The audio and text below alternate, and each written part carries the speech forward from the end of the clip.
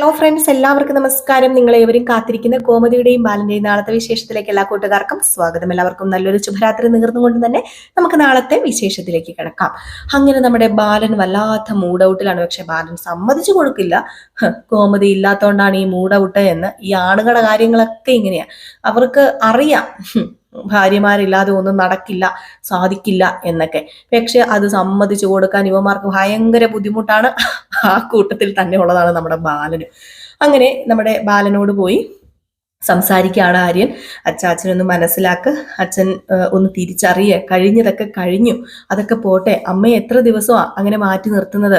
അങ്ങനെ മാറി നിന്ന് കഴിഞ്ഞിട്ടാണെങ്കിൽ അച്ഛന് സമാധാനം കിട്ടുമെന്ന് ചോദിക്കുമ്പോൾ എനിക്ക് എന്ത് സമാധാനക്കേട്? എനിക്ക് ഒരു സമാധാനക്കേടുമില്ല. ഞാൻ സന്തോഷത്തോടു കൂടി തന്നെയാ ഇവിടെ നിൽക്കുന്നത്. എന്ത് സന്തോഷം? അച്ഛന്റെ മുഖം കാണുമ്പോൾ ഞങ്ങൾക്കറിയാം. ഞങ്ങൾ ഉണ്ടായപ്പോൾ മുതൽ അച്ഛനെ കാണാൻ തുടങ്ങിയതാ.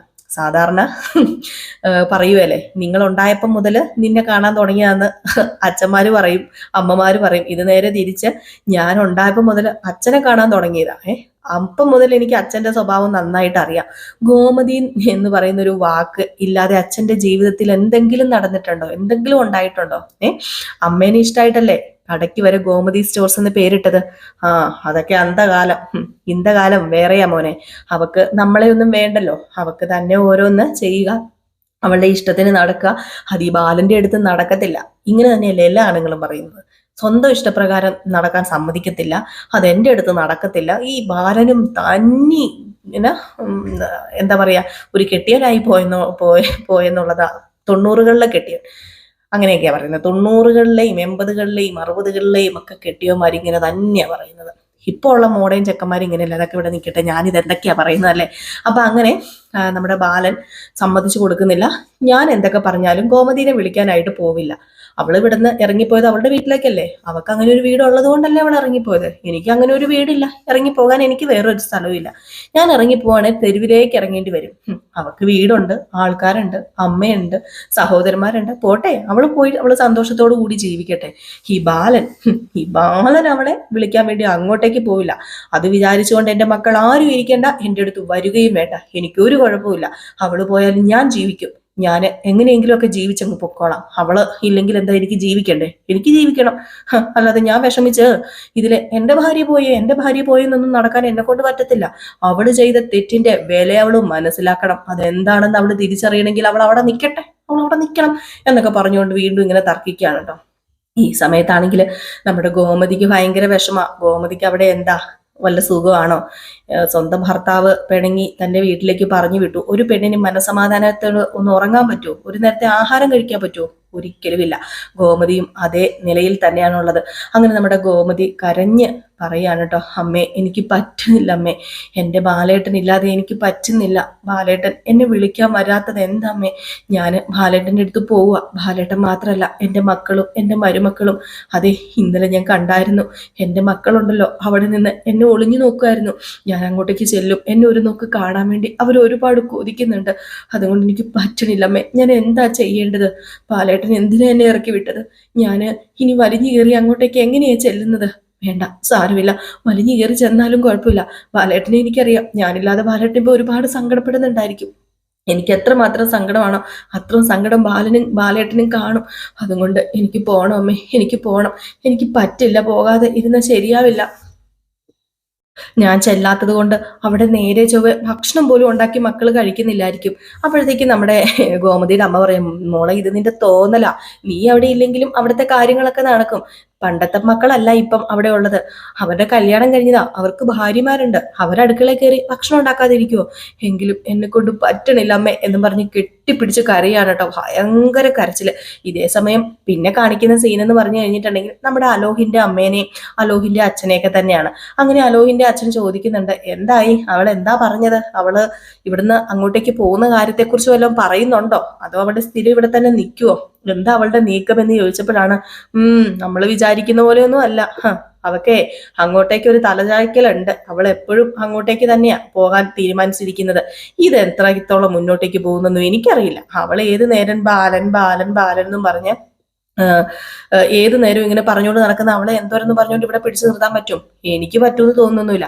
പിടിച്ചേതായാലും നിർത്തി. ഇനിയിപ്പോ എത്ര ദിവസം അവൾ ഇവിടെ കാണുമെന്നറിയില്ല. അപ്പൊ അലോകം പറയുന്നുണ്ട്, അതെ ഇനിയിപ്പോ അപ്പച്ചി എത്ര ദിവസം ഇവിടെ കാണുമെന്നറിയില്ല. ആ ദിവസത്തിനുള്ളിൽ ചെയ്യേണ്ടതൊക്കെ ചെയ്തില്ലെങ്കിൽ എല്ലാം കൈവിട്ടു പോകും. പറ്റിയ അവസര, അതുകൊണ്ട് തന്നെ അത് പാഴാക്കാതെ എത്രയും പെട്ടെന്ന് അപ്പച്ചിയുടെ കയ്യിൽ നിന്നും അത് എഴുതി മേടിച്ചില്ല എങ്കിൽ നമ്മൾ വിചാരിക്കുന്ന പോലെ കാര്യങ്ങളൊന്നും നടക്കില്ല. അപ്പൊ വീണ്ടും നമ്മുടെ മിത്രയുടെ അമ്മ പറയുന്നുണ്ട് കേട്ടോ, നിങ്ങളൊക്കെ പറയുന്നത് പോലെ നടക്കുന്ന എനിക്ക് തോന്നുന്നില്ല. അല്ല, ഞാനൊരു കാര്യം പറയട്ടെ, ഇപ്പം ബാലന്റെ അടുത്ത് പോകാതെ എത്ര ദിവസം ഗോമതിയെ ഇവിടെ പിടിച്ചു വെക്കാനായിട്ട് പറ്റും? അല്ല, ഞാൻ വേറൊരു കാര്യം ചോദിക്കാം. ഞാൻ എൻ്റെ ഭർത്താവിനെ കാണാതെ എത്ര ദിവസം നിൽക്കും? എൻ്റെ ഭർത്താവ് എന്നോട് വഴക്ക് കൂടിയാല് 2-3 ദിവസം, അതിനകം നമ്മൾ നമ്മുടെ ഭർത്താക്കന്മാരുടെ അടുത്ത് പോകാനല്ലേ നോക്കത്തുള്ളൂ. എന്നാൽ ലോഹിന്റെ അമ്മയോട് ചോദിക്കുന്നുണ്ട് മിത്രയുടെ അമ്മ. ഇത് കേൾക്കുമ്പോഴത്തേക്കും നമ്മുടെ അലോഹ് പറയാണ്, അല്ല നിങ്ങളുടെയൊക്കെ ഉദ്ദേശം എന്താണ്? ഈ സ്വത്ത് എപ്പോഴും അപ്പച്ചിയുടെ പേരിൽ കിടക്കണം എന്ന് തന്നെയാണോ? ഹേയ്, അതിന് ഞാൻ സമ്മതിക്കത്തില്ല. എനിക്കൊരു നല്ല കാര്യം വരാൻ പോവാന്ന് അറിഞ്ഞപ്പം ആർക്കും ഒന്നും വേണ്ട. ഇപ്പം എല്ലാവരും ഇപ്പം പെങ്ങളെ പെങ്ങളെ പെങ്ങളെ എന്ന് പറഞ്ഞ് കെട്ടിപ്പിടിച്ചിരിക്കാനാണെങ്കിലേ ഞാൻ വല്ല കടുങ്കയും ചെയ്യും. ദേ എനിക്ക് എനിക്ക് കലി വന്നാൽ അറിയാലോ. അപ്പോഴത്തേക്ക് നമ്മുടെ അനന്തനും അച്യുതനും ഒക്കെ പറഞ്ഞു, മിണ്ടാതിരിക്കുന്നുണ്ടോ നീ? നിന്റെ ഈ കലി വരുത്തലൊക്കെ നീ നിർത്തിക്കോ. എന്തെങ്കിലും ഒന്ന് ചെയ്യാതിരിക്കാൻ പറ്റില്ലല്ലോ, എന്തെങ്കിലും ഒന്ന് ചെയ്തേ പറ്റൂ. ഏതായാലും ഈ സിറ്റുവേഷനിൽ അവൾ ഇവിടുന്ന് ഏതായാലും ഇന്നോ നാളെയോ ഒന്നും പോകാൻ പോകുന്നില്ല. പോവുകയാണെങ്കിലും കുറച്ച് ദിവസം കഴിഞ്ഞിട്ടേ പോകത്തുള്ളൂ. പിന്നെ ബാലൻ വന്ന് വിളിച്ചിട്ട് പോകത്തില്ല. ബാലന്റെ അഭിമാനം ബാലനെ ഈ കൃഷ്ണമംഗലത്തേക്ക് കയറ്റാൻ സമ്മതിക്കില്ല. അവന്റെ അഭിമാനം എന്താണെന്ന് നമുക്കറിയാലോ. അതുകൊണ്ട് തന്നെ നമ്മൾ ഇനി അത്യാവശ്യം എങ്ങനെയെങ്കിലും എരുകേറ്റി കൊടുക്കുക ചെയ്യേണ്ടത്. എങ്ങനെയെങ്കിലും എരുകേറ്റുക എന്ന് ഉദ്ദേശിക്കുന്ന അവര് വേറൊന്നുമല്ല, ഗോമതിയോട് എന്തെങ്കിലുമൊക്കെ പറഞ്ഞ് അവിടെ ഗോമതിനെ പിടിച്ചു നിർത്തുക. അതുപോലെ നമ്മുടെ ബാലനെ തെറ്റുകാരനാക്കുക. ബാലൻ ചെയ്തത് തെറ്റ് തന്നെയാണ്, ഗോമതി ചെയ്തതാണ് ശരി എന്ന് വരുത്തി തീർക്കുക. അപ്പൊ അങ്ങനെയാണ് ഇവരുടെ ആ ഒരു സിസ്റ്റം.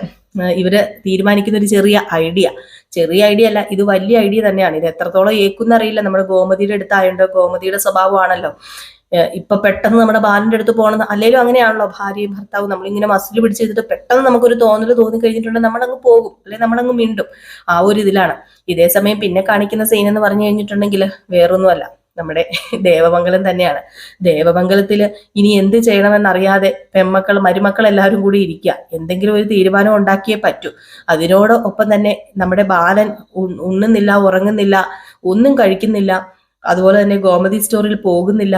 അപ്പൊ ഇതൊക്കെ കാണുമ്പോഴത്തേക്കും അറിയാം നമ്മുടെ ബാലന് ഗോമതി ഇല്ലാതെ പറ്റില്ല. പക്ഷെ ഗോമതി അത് അംഗീകരിക്കാനും തയ്യാറാകുന്നില്ല. ഗോമതി അല്ല ബാലൻ അത് അംഗീകരിക്കാനും തയ്യാറാകുന്നില്ല. അപ്പം വീണ്ടും നമ്മുടെ ബാലന്റെ അടുത്ത് എന്നിട്ട് പറയുന്നുണ്ട്, ആര്യൻ ബ്രെയിൻ വാഷ് ചെയ്യുന്നുണ്ട്, അച്ഛാ ഇത് എത്രത്തോളം ഇങ്ങനെ മുന്നോട്ടേക്ക് പോകും? അച്ഛാ വേണ്ടച്ചാ, വിടച്ചാ, സാരമില്ല പോട്ടെ. നമുക്ക് നമ്മുടെ അമ്മേനെ തിരിച്ചു കൊണ്ടുവരണ്ടേ? തെറ്റ് ചെയ്തത് ഞാനും അതുപോലെ മിത്രയുമാണ്. തെറ്റ് ചെയ്ത് നീയും മിത്രയും എങ്ങനെയാകും? നിങ്ങൾ വിവാഹം കഴിച്ചത് തെറ്റാണെന്ന് ഞാൻ ഒരിക്കലും പറഞ്ഞിട്ടില്ല. ഭർത്താവിനെ അറിയിക്കാതെ അവള് സ്വന്തം മകൻ, നീ എന്റെ മകനല്ലേ, എന്റെ മകന്റെ വിവാഹം നടത്തിപ്പോട്ടെ. ഞാൻ അതില് നിന്നെ എന്തുമാത്രം തെറ്റിദ്ധരിച്ചു? നീ ഒരു ദുഷ്ടനാണെന്ന് ഞാൻ തെറ്റിദ്ധരിച്ചില്ലേ? നീ ഒരു വൃത്തികെട്ടവനാണെന്ന് ഞാൻ തെറ്റിദ്ധരിച്ചില്ലേ? പണവുമായിട്ട് മുങ്ങിയത് നീയാണെന്ന് ഞാൻ തെറ്റിദ്ധരിച്ചില്ലേ? അപ്പോഴൊക്കെ അവക്ക് പറയായിരുന്നല്ലോ, നീയല്ല ഇതിന് പിന്നിൽ നടന്ന കഥകൾ എന്താണെന്ന്. എന്നിട്ടൊന്നും അവള് പറയാതിരുന്നത് എന്താ? അത് അച്ഛൻ കാരണോ പറയാതിരുന്നത്? അച്ഛൻ ഒരുത്തൻ കാരണോ പറയാതിരുന്നത്? ഇനി മക്കളെല്ലാവരും എന്റെ മെക്കിട്ട് കയറ്. അച്ഛാ, മെക്കിട്ട് കയറുന്നതല്ല, ഒരു യാഥാർത്ഥ്യം പറയുന്നതാ. അച്ഛനെ എന്തുകൊണ്ടാണ് അമ്മ പേടിക്കുന്നത്? ഞങ്ങള് പേടിക്കുന്നത് അച്ഛന്റെ ഈ ഒരു വാശിയും, അതുപോലെ അച്ഛന് വായി തോന്നുന്നത് വിളിച്ചു പറയും. അതുകൊണ്ടൊക്കെ തന്നെയാണ് അമ്മയെ ഇങ്ങനെ ചെയ്തത്. അല്ലാതെ അമ്മയെ മാത്രം തെറ്റു പറഞ്ഞിട്ട് കാര്യമില്ല. പിന്നെ മിത്രയ്ക്ക് ഇങ്ങനെ ഒരു അബദ്ധം പറ്റിപ്പോയി. ഒരു ചെവി അറിയാതെ കുടുംബത്തിന്റെ അന്തസ്സും അഭിമാനവും കളയാതെ നിലനിർത്തുക എന്നത് അമ്മയുടെ ആ ഒരു കടമയായി പോയില്ലേ? അതുകൊണ്ടല്ലേ അമ്മ അങ്ങനെ ചെയ്തതെന്ന് പറഞ്ഞപ്പോ, നീ ഒരു കാര്യം ചെയ്യ, നീ നിന്റെ അമ്മയുടെ കൂടെ പോയി നിന്റെ ഭാര്യനെ വിളിച്ചോണ്ടേ കൃഷ്ണമംഗലത്തങ്ങ് താമസിച്ചോ എന്നും പറഞ്ഞുകൊണ്ട് നമ്മുടെ ബാലൻ കേട്ടോ. ഏതായാലും ഇതൊക്കെ കൂട്ടി ഇണക്കിക്കൊണ്ട് ഒരു അടിപൊളി വിശേഷമാണ് നാളെ കാണാൻ പോകുന്നത്. അപ്പം മിസ് ചെയ്ത് കളയരുത്. അടിപൊളി വിശേഷം തന്നെയാണ്. നമ്മുടെ ബാലന് എത്ര ദിവസം ഗോമതി ഇല്ലാതെ പിടിച്ചു നിൽക്കാൻ പറ്റും, അതുപോലെ ഗോമതിക്ക് ബാലൻ എത്ര ദിവസം ഇല്ലാതെ പിടിച്ചു നിൽക്കാൻ പറ്റും എന്നൊക്കെ നമുക്ക് കാത്തിരുന്ന് തന്നെ കാണാം. ഏതായാലും ഇതിന്റെ പുറകെ ദേവിയുടെ അമ്മയും അച്ഛനും ഒക്കെ കടന്നു വരാൻ പോവുകയാണ്. ദേവിയുടെ അമ്മയും അച്ഛനും വന്ന് അവിടെ ഗോമതിയുടെ കുറവ് നികത്താൻ പോവുകയാണ്. ഏതായാലും ഗോമതിയുടെ കുറവ് ഗോമതി തന്നെ നികത്തണം, അല്ലാതെ അവരെ കൊണ്ട് സാധിക്കില്ല. അപ്പൊ നമുക്ക് കാത്തിരുന്ന് തന്നെ കാണാം. അപ്പൊ എല്ലാവരും കാത്തിരിക്കുക. എല്ലാവർക്കും വീണ്ടും നല്ലൊരു ശുഭരാത്രി നേർന്നുകൊണ്ട് നിർത്താണ്. നെക്സ്റ്റ് വീഡിയോ നമ്മുടെ അലീനയുടെ കഥയാണ് കേട്ടോ. അത് ഇത് കഴിഞ്ഞ് ഉടനെ തന്നെ നമ്മൾ ഇടുന്നതായിരിക്കും. അപ്പം ടാറ്റാ ബൈ ബൈ. ഒരു ലൈക്ക് അടിച്ചിട്ട് പോകാൻ മറക്കരുതേ.